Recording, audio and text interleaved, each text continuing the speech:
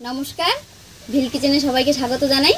আজকে আরেকটা নতুন রেসিপি নিয়ে আপনাদের সামনে চলে এসেছি। আর আজকে করব টমেটো দিয়ে একটা রেসিপি। আশা করছি আপনাদের ভালো লাগবে। আপনারা প্রথম থেকে শেষ পর্যন্ত সঙ্গে থাকুন। এখানে কয়েকটা পাকা টমেটো নিয়েছি। তো টমেটোগুলো প্রথমে পরিষ্কার করে ধুয়ে তারপর কেটে নিচ্ছি।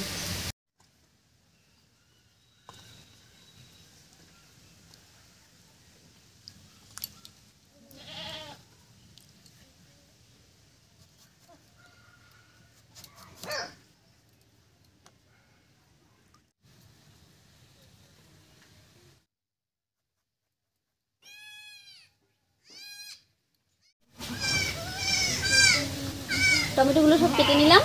এবারে উনুনটা জ্বালিয়ে নিই।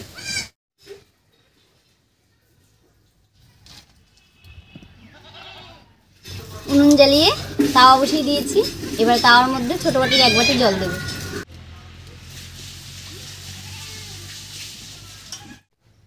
এবারে তাওয়ার মধ্যে এই টমেটোগুলো দিয়ে দেব।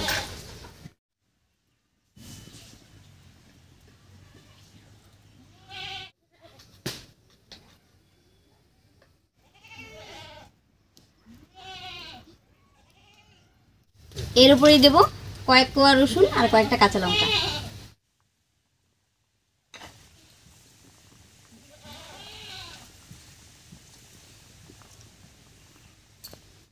এবার ঢাকা দিয়ে সেদ্ধ করে নেব।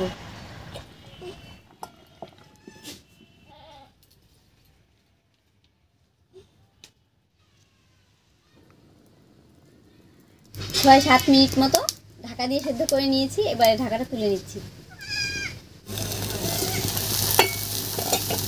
দেখুন টমেটোগুলো কি সুন্দর সেদ্ধ হয়ে গেছে, আর খোসাটা উপর থেকে একাই একাই ছিঁড়ে যাচ্ছে।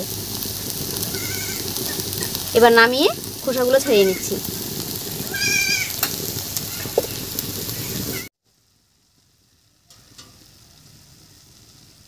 কম করে জল দিয়েছিলাম, জলটা দেখুন কি সুন্দর তার মধ্যে লাগা লাগা হয়ে গেছে।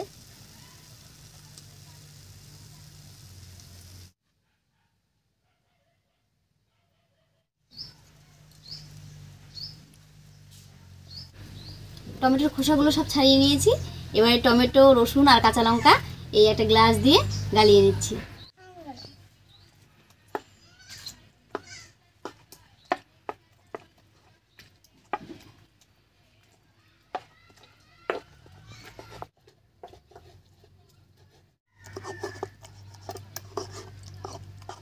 উনুনে আরেকটা কড়াই বসিয়ে দিয়েছি।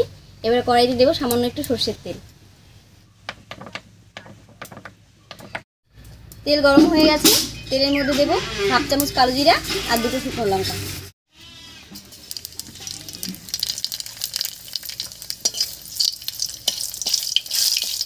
শুকনো লঙ্কা আর কালো জিরাটা ভাজা হয়ে গেছে। এবার গালিয়ে রাখা টমেটোটা দেবো।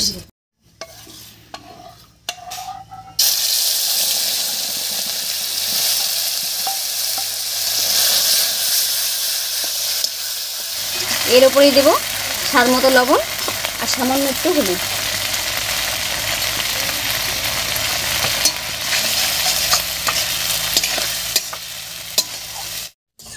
এবারে বেশ কিছুক্ষণ রান্না করে টমেটোর মধ্যে যে অতিরিক্ত জলটা আছে জলটা শুকিয়ে নেব।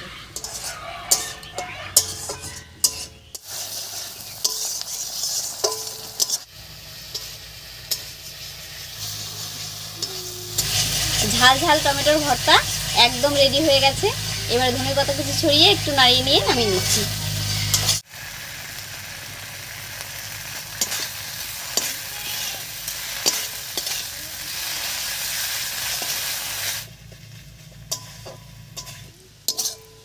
শীতের দিনে সকালবেলা গরম গরম ভাতের সঙ্গে এরকম একটা চটপটা ভর্তা হলে আর কিন্তু খেতে কিছুই লাগে না।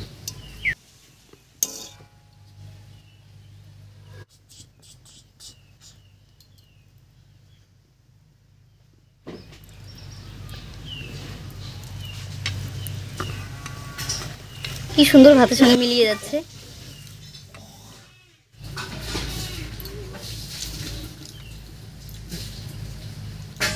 দারুণ লাগছে খেতে। ভাত তো আজকের এই ছোট্ট সহজ চটপটা রেসিপি আপনাদের কেমন লেগেছে অবশ্যই কমেন্টে জানাবেন। আর ভালো লাগলে একটা লাইক করে দেবেন।